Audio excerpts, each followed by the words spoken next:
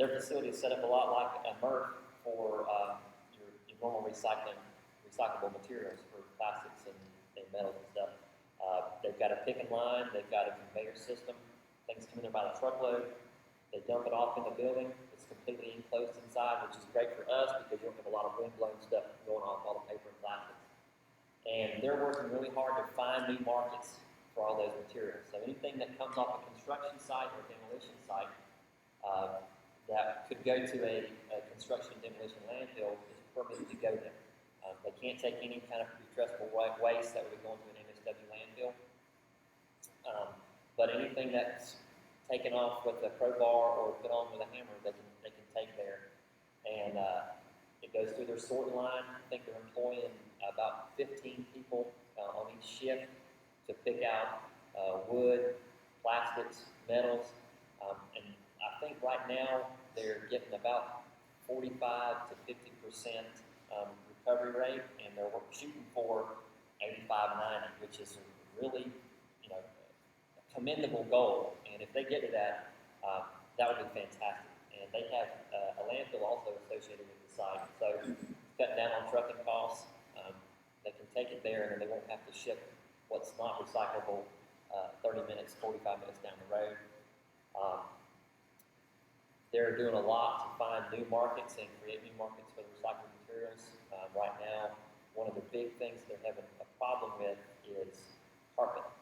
But they've got a facility down in South Carolina that's actually making, pop open the hood on the car, there's a big black plastic thing that goes from the car into the motor, that's the intake, that they're making car intakes for, I think, 4 different automobile manufacturers out of recycled carpet, which is great. And they're trying to get that market going, working out all the logistics of packaging and shipping.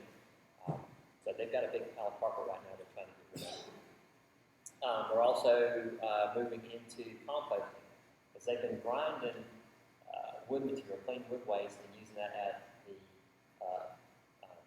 electric plant.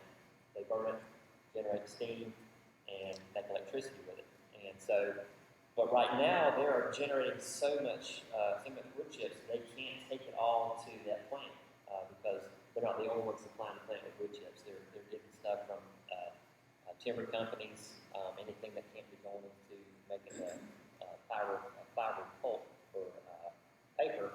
People are hauling there and they're burning that to make electricity.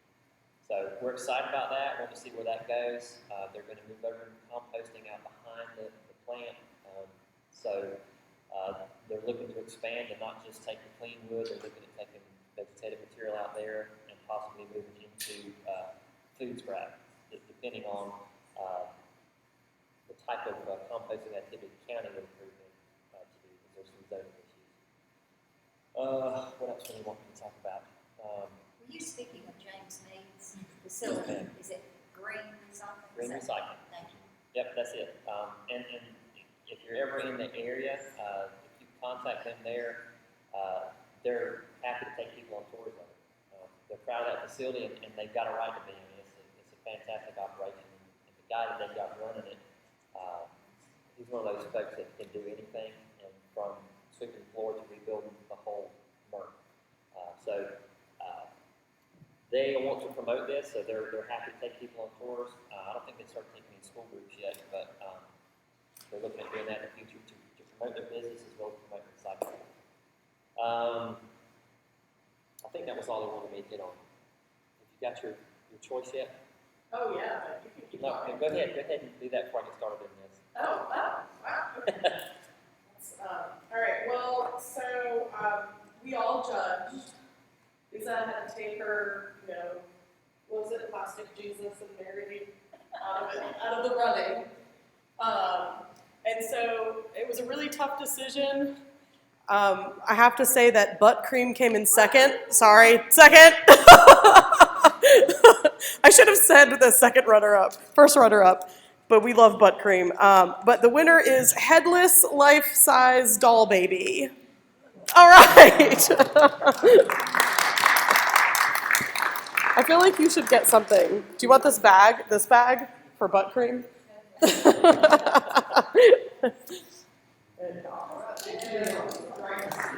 was awesome. Yeah. not creepy at all, is it? Not at all. Hopefully they work well together. Okay, so I am not going to give our debris staging management site program. This is just to let you know the program that we have available. Our training actually takes, it's an all-day training program that we do for setting up and operating these sites. And you might ask, what does this have to do with marine debris? Well, anybody who's been on the coast and experienced a hurricane, which is what we mainly think of here, knows the kind of stuff that ends up in the water after we've had one of these things blow through. Thankfully, we haven't had a bad one in a while, which I am. Find out that's a wooden wall, right? But it's funny. I spent my entire life on the water, on the coast, and as a child, I used to think the hurricanes were fantastic because I didn't go to school, and we usually got to sit up watching television late at night, watch Skip Waters tell us how bad it was going to be, and who was going to get blown away, and we'd get to sit there with a box of Captain Crunch just eating out of the box. And now that I have to deal with the debris from it, I hate it. And then plus, having my own home and my children I have to worry about, it's a completely different thing. Now I know what my parents went through. My father would get the plywood out of the garage every time a storm was coming through, and I'd open the nail in my eye. I was like, man, why are we doing this? So I understand now. So we have a big responsibility, our section does, in managing disaster debris generated during any kind of emergency. We always think hurricanes here, but it could be anything. Just a bad nor'easter can come through and put down a lot of trees. Ice storm, I think you mentioned the ice storms earlier, which I have a slide in here that really demonstrates how much vegetative material can be generated during just a small event like that. And so, in response to Hurricanes Fran and Floyd, Governor Jim Hunt wanted us to make sure that we didn't have the fiascos that came about before that when storm events happened. All this material would be generated, nobody knew what to do with it, nobody knew a safe way to manage it, and so we were one of the groups. I say we, that was a lot. Fran was before my time with solid waste. But he wanted us to be better prepared because if I remember correctly, he was having a talk with the cameras in front of him and all the reporters there, and somebody asked him some questions and he didn't have an answer to it, and he didn't like the way he looked on camera when he stood there with no answer. And so when the governor looks bad, it's not good for us in state government. So He's gonna be looking for help. yeah, he's going to look for somebody to be the excuse why he didn't know that answer. So we started working on developing disaster debris management program, and so we are all part of the state emergency response team.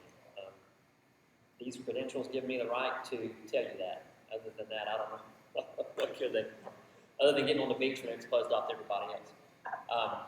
So when a storm comes through, we have folks that are in the EOC, Emergency Operations Center up in Raleigh. Like that, I caught that real quick. And so we are part of the team that works with emergency management, local law enforcement, first responders, that try to get the roads clear, get the power back on, get the water running again whenever a storm comes through. And part of what we have to do is, or what we get to do, is work with local governments setting up disaster debris management sites. We want to make sure that as soon as it's safe, they start picking up all the debris that gets generated and it goes somewhere else so that people's lives can get back to normal, and then the debris can be managed properly. So the program that we have is the Temporary Disaster Management Sites Program, and this also helps local governments because FEMA has requirements that you have to comply with to get reimbursements, and that's, unfortunately, that's mostly what the local governments are more concerned with. They want to keep people safe, but they want to get their money back when everything's done. So the question is, where will the waste go? Like, we got storms of all different kinds that come through, hurricanes, tornadoes, floods, winter storms. And these are the kind of things that we have to deal with after a storm event. My first big experience with disaster debris was Dennis. And I don't know if you remember, Dennis came through twice. It hit us once, it went out in the ocean, turned around and came back through, hit us again. And that was when we had so much flooding, and we had so many hog houses, chicken houses, turkey houses got flooded, that we had piles and piles and piles of animal carcasses, and we didn't know what to do with it. Well, now we can handle it because we've had that experience. Wes right now is part of the HPAI team. That's the IPAT avian influenza. I don't know if you've heard much about that, but it's a lot of the egg production and chicken farms are out in the Midwest, and there are millions and millions of chickens in these houses, and there's avian influenza sweeping through, and it's killing the birds. And because it is so easily transmitted, and if they catch it, they're going to die. They have to contain those on site and know how to manage them. And Wes is one of the lead people in that program that's just started up, what, 2 months ago? And so this is a new thing that we're having to deal with, is managing these chicken farms. Because they're saying not if it comes to North Carolina, it's when it's coming to North Carolina, because it's carried by wild birds. And we are on part of the Atlantic Flyway, where all the ducks and geese come from Canada, and they're saying that they're going to carry it to North Carolina. So that's something that we're working on now, a new thing that we're doing that's going to have to be managed. Demolished structures, if you see that on the coast, it's going to go in the water somewhere. This is a coastal picture. You recognize the houses up on stilts. I can't remember what storm this was after, but I'm pretty sure that was somewhere on the Outer Banks. Might have been after Irene. But anyway, most local governments don't have enough permitted facilities to handle the debris that's generated during a storm event, especially if you get a Category 2, Category 3, or higher come through slowly. You're going to generate a lot of material. Demolition waste. We usually just say C&D material because that comes from construction and demolition, but it's demolition waste because you have storms don't come through and build things; they come through and tear things down. Vegetative material. These are the options that are normally available. Demolition waste can go to a transfer facility. Now we have treatment and processing, TMP facilities that are starting to take the demolition waste, pull the recyclables out, and landfill what can't be recycled. We have mulching facilities, compost facilities, and landfills for vegetative waste. When we're planning for disaster events, we're thinking about times when we've got too much waste to go to the normally permitted facilities. These are 2 sites in Dare County from Irene. This was a site for vegetative material. This was down Salvo Campground. That's mainly demolition waste. We don't permit disaster debris sites for municipal solid waste. That's your regular household trash, Putrescibles, because you cannot safely manage those things in an online managed landfill. You're going to start getting things rotting, generating vectors.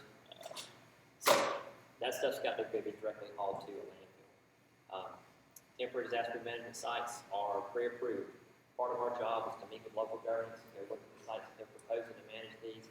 We say yes or no if this is going to work, or what types of materials they will work for. This was a small event. This was just during a storm. I think a nor'easter came through. It was last year. I think it was last year, and quickly generates a lot of debris. This is out at the landfill at Stumpy Point. We set up disaster debris sites for vegetative material. Mostly what they do at those is either they chip it or they burn it in an air curtain burn. They use tub grinders. If you've ever seen a tub grinder operation, it looks like a big pot that spins. Put debris down in the top. There are hammers inside that grinds it up into wood chips. Reduces the volume of the waste by about 75% and gives you a usable material. It can either go to a power plant, like I was saying earlier, we can generate electricity, we can compost it. It can be used for mulch, for soil stabilization, landscaping, things like that. Air curtain burners, you get a 95% reduction in volume, which is great. You have to manage the ash. You can land apply it for farm use. You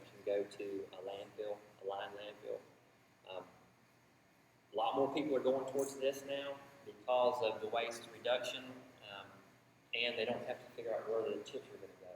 I think it was during Irene, we had every county in my area thought they were going to send their chips to the same electric plant. So electric plant can only burn so much stuff, and so they were turning people away. And so we had piles and piles of wood chips that nobody knew what to do with. And if you don't manage those properly, they can spontaneously combust. If I'm going too fast, throw something at me. You know, if anybody has a question, yeah, not Lisa. Does that look familiar to you? That's about the same thing. That's Onslow County. Onslow County has an MSW landfill, but they were staging their construction and demolition material not at the landfill itself because of the volume of material that was coming in. It couldn't be managed at the landfill working place, so they had a temporary disaster-free management site set up on the property, and they were actually doing a little bit of recycling out there, pulling a little bit of wood waste out. But you can't chip this stuff up because you might have asbestos or lead in some of the older structures that get damaged during this time. So it's all got to be managed either through a transfer station or go to a line landfill. So they've got to be disposed at a permanent facility eventually. This is a site in Carteret County that they were managing vegetative material and construction and demolition material at one site. You want to keep everything separate because vegetative, like I said, they're chipping, and the construction and demolition material cannot be. So it costs different amounts of money to dispose of the different types of waste at different facilities. What's the tipping fee? What's your landfill? $68 For MSW and CMD. Y'all have a LCID or anything associated? Yeah, yard waste, $52. See the difference? I mean, you're talking about $15, $20 difference a ton to dispose of. See, he knows the jargon, so he knows what I'm talking about. LCID is landfill debris. CMD is construction demolition. MSW is municipal solid waste. So most of the time, there will be a sizable difference in the disposal costs when you're managing waste. So you're talking, $20 difference per ton in these two different types of waste. And when your local government's trying to keep the cost down, they don't want to intermingle these things. Plus, vegetative material is banned from MSW landfill. Yep. And so he doesn't want to take it, and then you've got to pay a fine for taking unpermitted waste. So he will turn folks away if they come in there with a truckload of mixed waste like that. And then it'll get dumped on the side of the road, down the road somewhere, and then folks will be calling us again. And we'll say, Lisa, what are you going to do about this debris before it goes into the four-way? Yeah. Yeah, thanks a lot. No, she will not call right. Yeah. Okay, we have a process that we go through to help local governments set up these sites. Generally, they will find a site that they want to use for this. They'll call up the waste management, environmental senior specialist to go out and take a look at it. And it has to have some sort of local government entity related to it. She can tell you, she used to work for a company that did a lot of disaster debris planning and management. How many contracts do you think you've written and helped local governments get things set up? Yeah. And so, but the state and FEMA want a specific local government entity to sign off on these sites. They don't want just Joe Blow down the street and decide, hey, I want to start taking disaster debris because they've seen the dollar signs, and then the stuff doesn't get managed properly. And so if we've got a local government signing off on it, we know that we've got a somewhat responsible party that can foot the bill for it, or that we can actually go after. But that doesn't preclude using private operators from running these sites.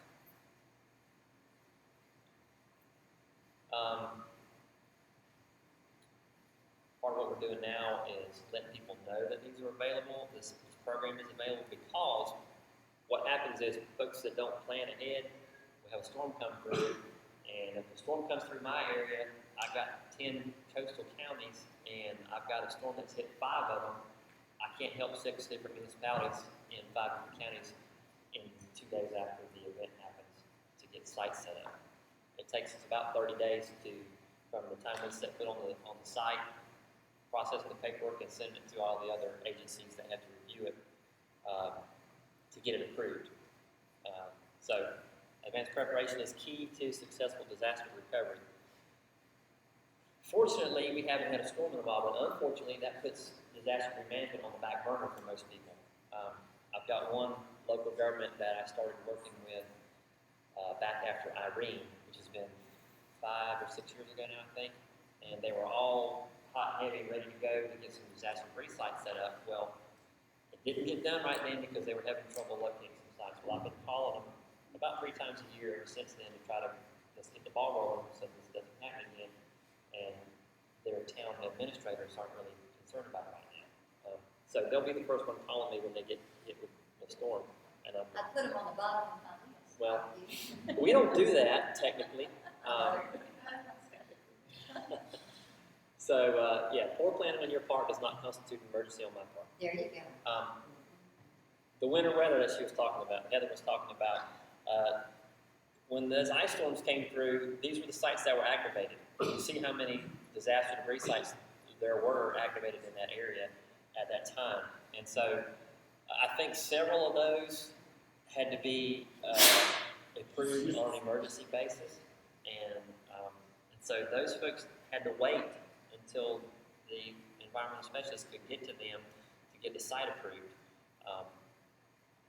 Okay, vegetative material. She was talking about how much vegetative material was generated. This is just from, I think, the city of High Point. Okay, and to give you an idea, see that person right there? He's about my size. And this was a pretty deep pile. I think it took them, how long, Wes, you remember how long you said it took them to finally get that site cleaned up? I know it wasn't the 6 months that were only supposed to allow. But I don't think this site was pre-approved. I think this site had to be done on an emergency basis because they weren't expecting to have to manage this much stuff, so they didn't have a large enough site. So, plus they're not used to handling that much vegetative material. Dare County, it's all hat here. I mean, the program that Dare County has is fantastic. I forgot, off the top of my head, I can't tell you how many debris sites we've got approved between here and the end of the county before you get on the ferry to Overton. But my first experience with those sites was when I had to get on a helicopter over Manio and fly to those sites because you couldn't get anywhere on the Outer Banks. That was back around 2000. I can't remember what storm that was. And that was my first visit to the Outer Banks my whole life. Amazingly enough, I got tonsillitis over the beach here. My first time seeing Cape Hatteras Light was I was in a Vietnam-era helicopter flying around at Lightland, which was pretty cool. But I didn't have a seatbelt, and the pilot was kind of crazy, so it was a little unnerving. But anyway, that's a side note. Yeah, if you go out to get on the helicopter and there's Bondo on the side, hold on while you're in there. And the guys on the radio talking about, yeah, back when we were in Nam, what do you say after that?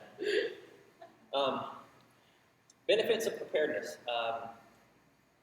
When a storm event or any kind of other disaster happens, if you've got pre-approved sites, you just have to call up whoever is the environmental specialist in your area.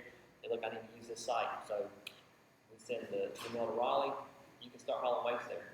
So the sooner the sites are open, the sooner you can get electricity back on, get emergency personnel out to help your citizens. Also, I'll touch on this a little bit more in a minute. FEMA has actually the program ended in July, and they're looking at pushing that a little bit forward further because it worked pretty well, but we haven't had a large-scale event in the last couple of years since they instituted the program, giving local governments incentives to get on board with this program. But if you can move waste quickly, you're going to minimize the risk to the public safety, and you're going to minimize impacts to the environment because you don't have the debris sitting there. So next time the tide comes in, it doesn't get washed right back out in the ocean or out in the sound. Rain some more, doesn't get washed out in the creeks. Okay, this was the preliminary damage assessment versus actual cost. Another reason to plan ahead and get the debris site set up and get a good disaster debris management program in place is funding. You need to have an idea of what it's going to cost you to manage this waste, and the more efficient it runs, the cheaper it's going to cost your local government to run it. They go through, once an event takes place, you got folks that work in, usually it's in your emergency management office, they'll go through and do a preliminary damage assessment, and they'll start talking about how much money they think it's going to cost to clean it up. And this was just a little quick thing. These were actual local governments. These weren't just people pulled it out of their head. This is what they thought it was going to take to clean it up, and this is what it actually took. Same thing on both of them. So some people are better at guesstimating than others.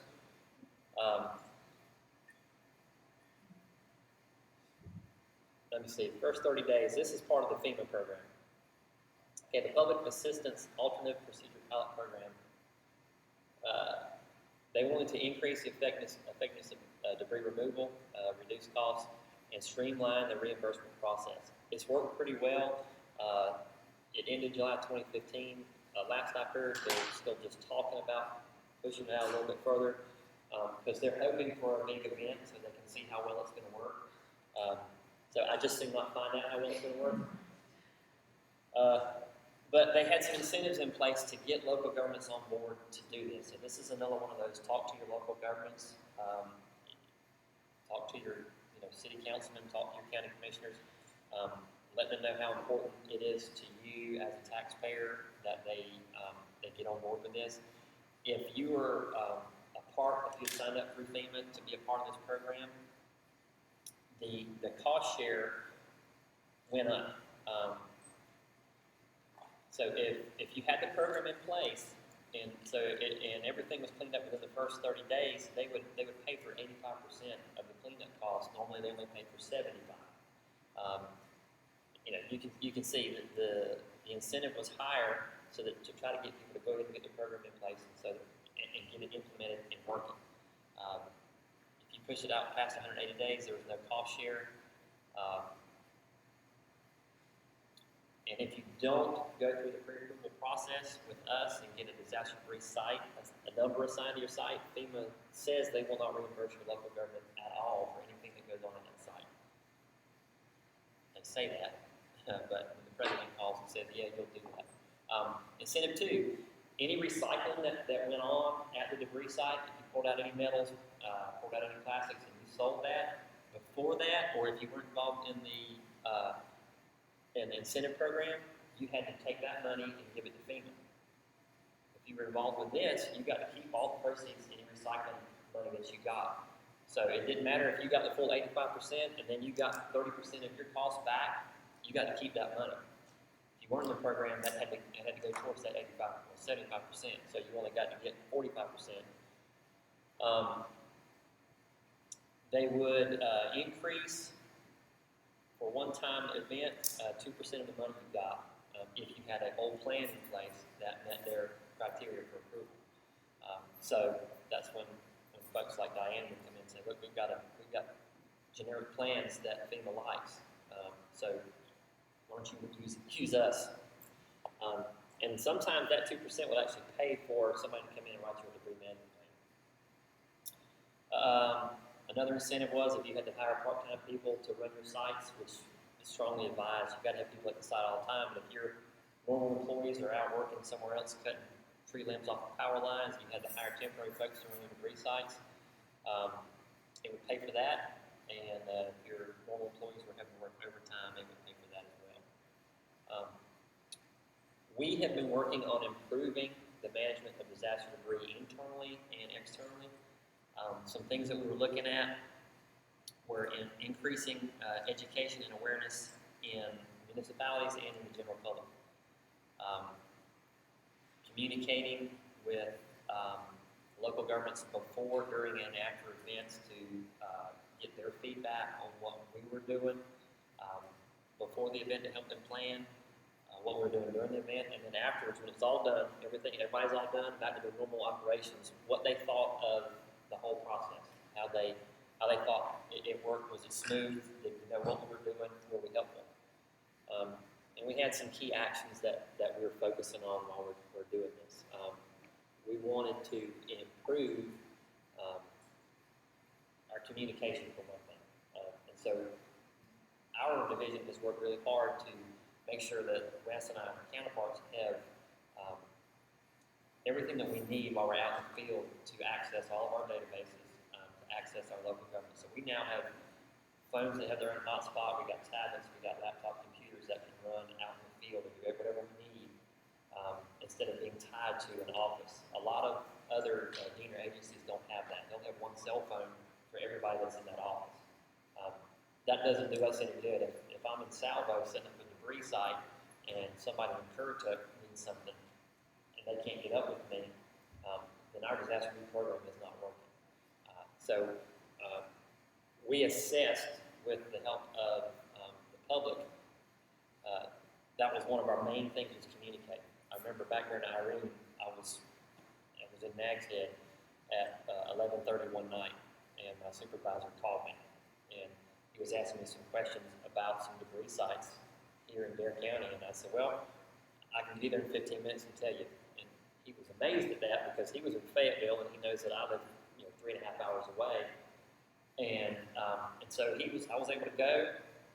He called up to the EOC, and the governor got the information that he wanted to have. And so that has helped us get a little bit more funding for this, because the governor was happy.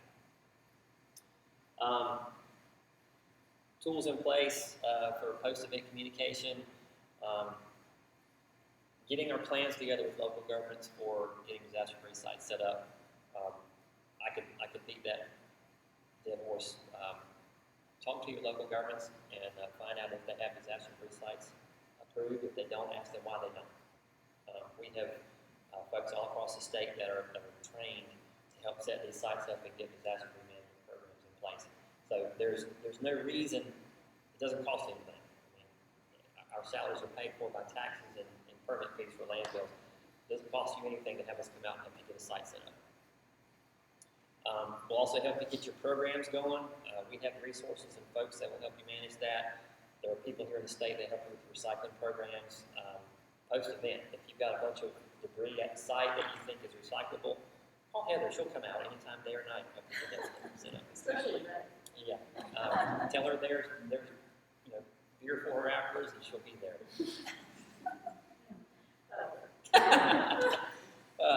Just messing. Okay. Any questions? I know I'm rattling on quickly, but I'm trying to get this done. We've got people that got to leave. Okay, education. We used to just offer debris management training, which our class is a day-long class. We used to do these every 3 years, and they were mainly presented here at the coast. We've changed that because there's so much turnover in local governments, and so many more people are interested in this. We're trying to do those every year now in different areas around the state. But we will come to if you've got a county that wants to get a program or improve their program, get the municipalities together. If you just want us to come out to your town and talk to your town manager or whatever, we're glad to do that. And we can do this program for one person, if that's what it takes to get the site set up, because it helps us in the long run. If there's one more disaster-free site that is approved, that's what we have to deal with during the storm event. We work with Department of Public Safety, DOT, we get private contractors involved, air quality. Anytime, this was just a picture of one of the workshops we had. Also, if anybody has to have SWAN points, hours in for their certifications, we've gotten our program approved. It's an all-day program that you get for continuing education credits. People like me, so we'll landfill MOLO certified, aren't you? Yeah. Topics that we covered during the training, how to pick a site, what we go through when we're evaluating the site, what conditional approval means, looking at aerials. You'd be surprised at the size of the sites that you need to manage normal debris during an event. This is probably more information than y'all are needing right now. This is kind of things that we go over when we're training folks. That's yours truly, Ocracoke, back here in Irene. Met with the emergency management folks, and that's the private contractor, and then that's the county solid waste director. We set up a site in that parking lot right there. One thing that takes so long with getting these sites set up is we have to go through, I just call them the bugs and bunnies folks. They have to go through the approval process for the historic sites and endangered species. You don't want to get the debris site approved and find out if it was an Indian burial ground, or there used to be a historic church there and the foundation is still in the ground. We're cleaning up the trash and find the foundation for the first house built in the county. Or turn out that there's an endangered species that a mole cricket that you didn't know about. That happened. That's why I say the mole cricket. Did you know that there is a wild breeding population of horned toads in Onslow County? Did you know that? Yeah. Yep. I'm not lying. I think it's the only wild breeding population east of the Mississippi River. Don't even talk about the wampus cat. Don't even bring that up. So that's a whole side story right there. Okay. I'll tell the story real quick. Wampus. There's always time for a wampus cat. Anybody ever heard the term a wampus cat? Okay. Well, I know you have. You probably have pet one time. When the site in James County was going through all the public review and everything, there was one woman that lived in the community that was just completely against this facility going in. The main focus of this facility is the recycling operation. I mean, that's their goal is to push the recycling up 85–90%, and that's tough to do, but it is feasible that can happen. There's always going to be some waste that you cannot recycle, and so they permitted a landfill behind the recycling facility to take those residual waste that you can't recycle and put there. But that's all she heard. Landfill, landfill, landfill. And it's understandable, nobody wants a landfill in their backyard, but she was pulling everything she could out of wherever as reasons not to permit this facility. And so she came to every public hearing and she would speak up, and like as it got closer to the inevitable that the site was going to be approved because it's a good operation, there's no reason not to approve it, she kept getting crazier and crazier and crazier. And it's like she was just getting desperate. And so she went on the local radio station on their morning talk show where they let people come in and air their views and talk about politics. Wes has heard this story. And she was just about done with the interview. And so she pulled this last thing out. She said, "There's one thing I haven't told y'all about this site." And they said, "Well, what is that?" She said, "There's endangered species out there." And they said, "Well, we hadn't heard about this." They said, "Well, what's out there?" She said, "You ever heard of a wampus cat?" I said, "No." She said, "I didn't think you had." And she said, "There's wampus cats living on that property." And she said, "I can prove it. I was out there with one of the people that lived by there, and we saw one." And she said, "You want me to tell you what a wampus cat is?" They said, "Yes, ma'am." And you could listen to the guy's voice. It was all he could do not to bust out laughing. And she said, "A wampus cat is an animal that's got the body of a panther and the head of a man." And she said, "And we saw one when we were out there. It ran past the front of the truck." And she said, "I looked at the man that was driving the truck and said, 'Did you see that?' And he said, 'Yeah, I saw that. It's one of my kinfolks.'" So, anyhow. Barriers. Yeah. So that helped us out a lot because everybody realized what a nut this lady was.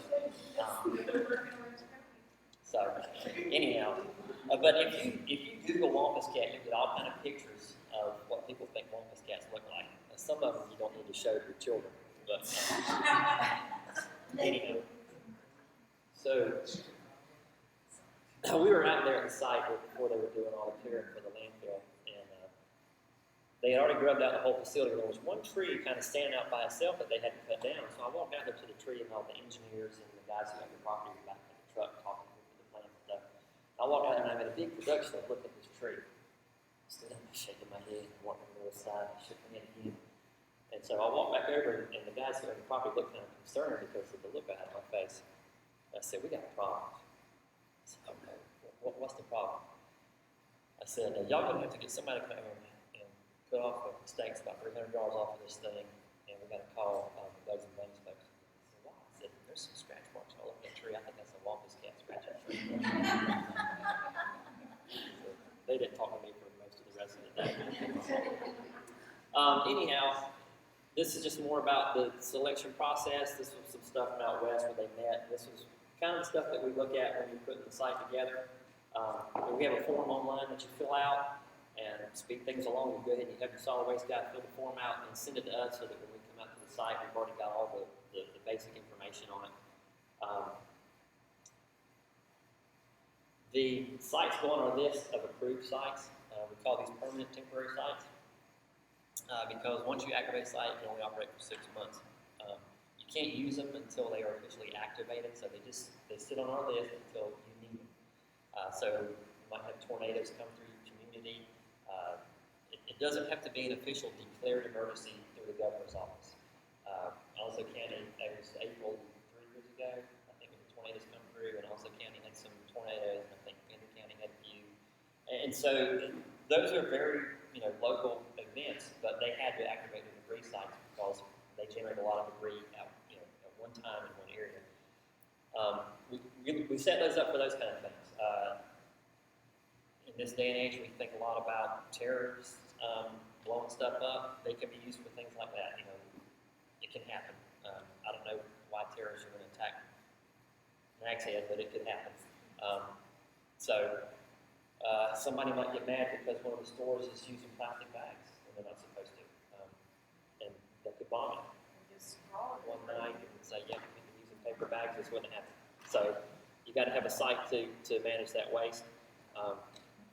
Dare County, the Outer Banks has a plastic bag ban, if y'all didn't know that, which is a good thing. If you go in a store and they're using plastic bags, call West Hair. Just seeing if you're listening. More information that y'all probably aren't really interested in about operating the sites. We do allow burning of vegetative materials, but that has to get air quality approval. Like I said earlier, it is a great way to reduce the volume of waste. A lot of the cost in managing these sites is trucking costs. Hauling stuff to the site and then hauling the stuff away from the site. So if you can, vegetative waste is a lot of volume, so that's a lot of trucks running up down the road. So if you can chip it or burn it at the site, that's a lot less trucks you got to put back on the road hauling everything out. Nothing synthetic. This is an air curtain burner operating. When they run right, this is in Jones County. This is running. It's burning. There's wood burning down here. Neighbors don't even know it's running. That one, on the other hand, that was not in my area. Not sure where that was, but that's not a well-operated burn site. FEMA comes. Public safety comes. Andy Ennis is usually the fellow that works with the local governments getting their reimbursements.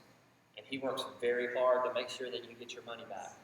I work with him on quite a few disasters that, he goes above and beyond what a lot of people would do to help local governments get their reimbursement.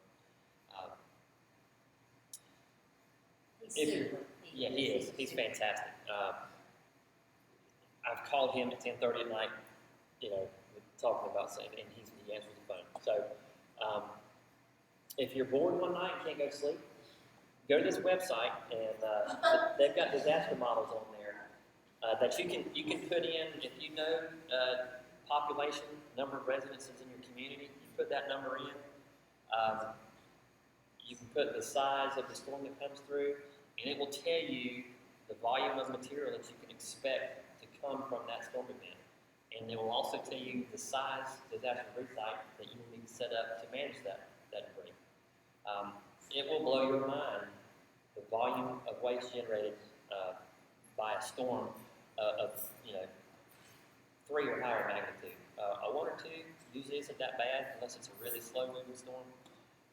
But they used actual data from Frederick, Hugo, and Andrew to develop all these models. It's something that we have gone through so many times, and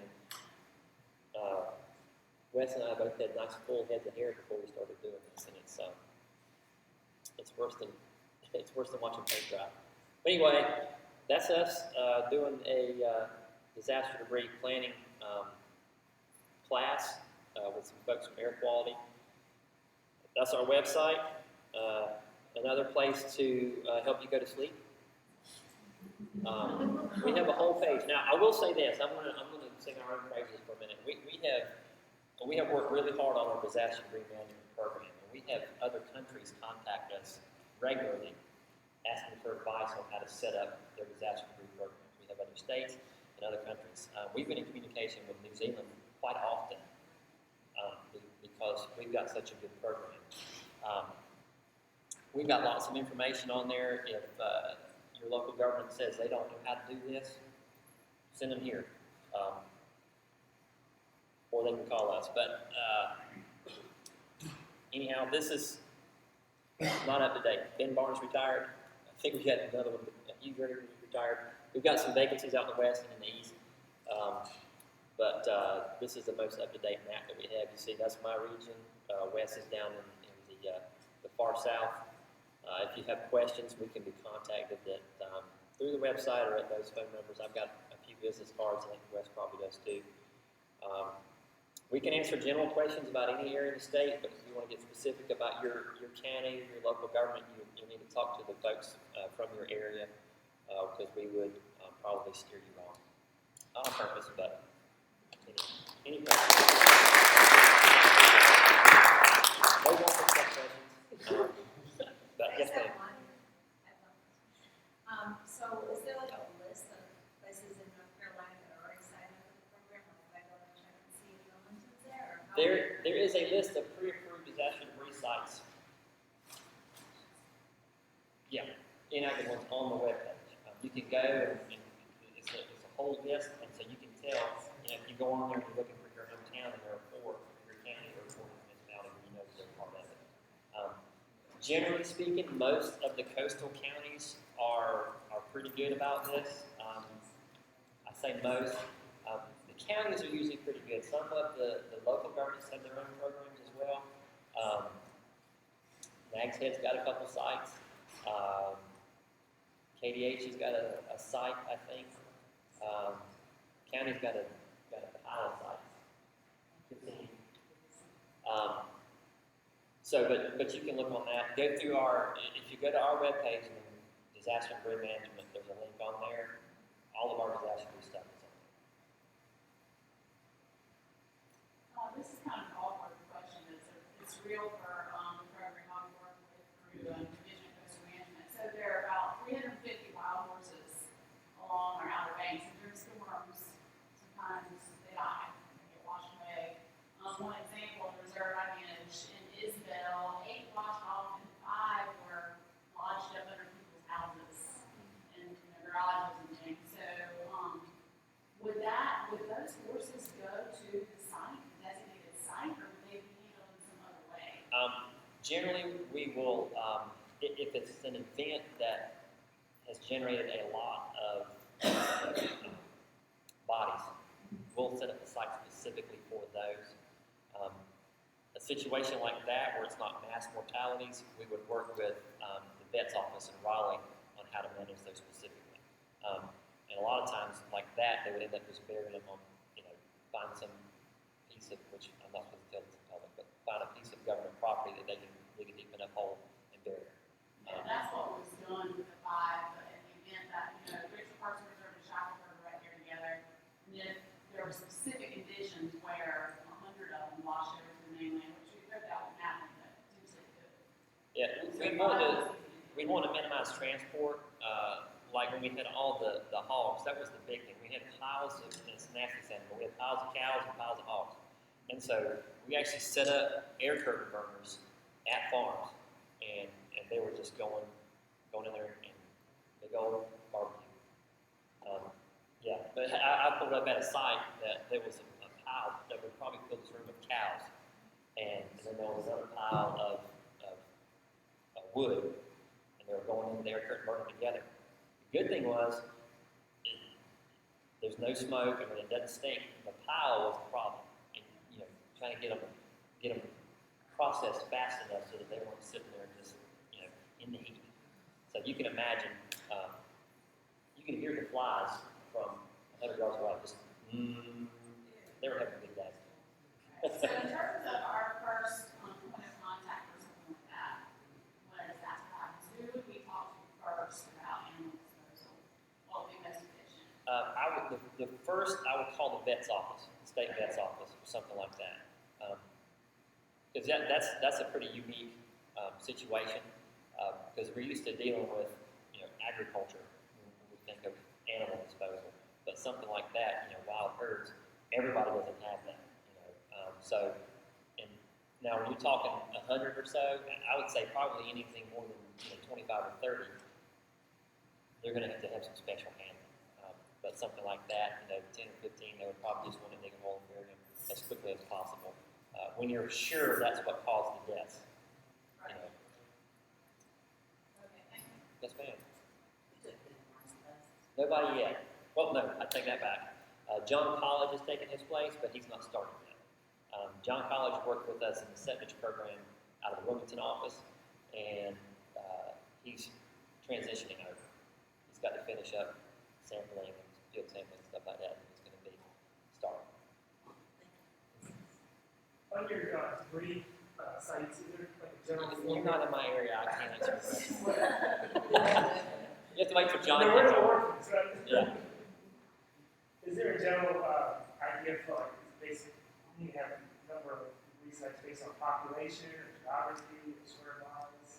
Well, we always say more is better, because if you've got a county that's got let's say 4 main travel corridors, and you've only got one debris site down in the southwest corner of the county, everything's going to have to get managed to that. So it's better to have smaller sites dispersed around the county, and smaller sites generally you can't take demolition debris. You can usually just use vegetative because the buffers aren't as long, as wide for vegetative debris.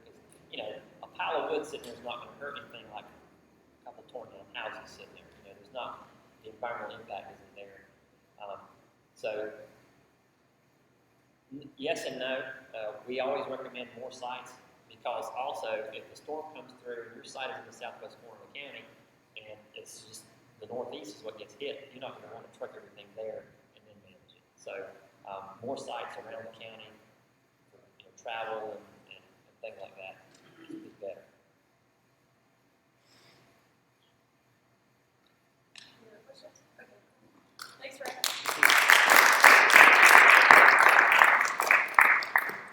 Okay, so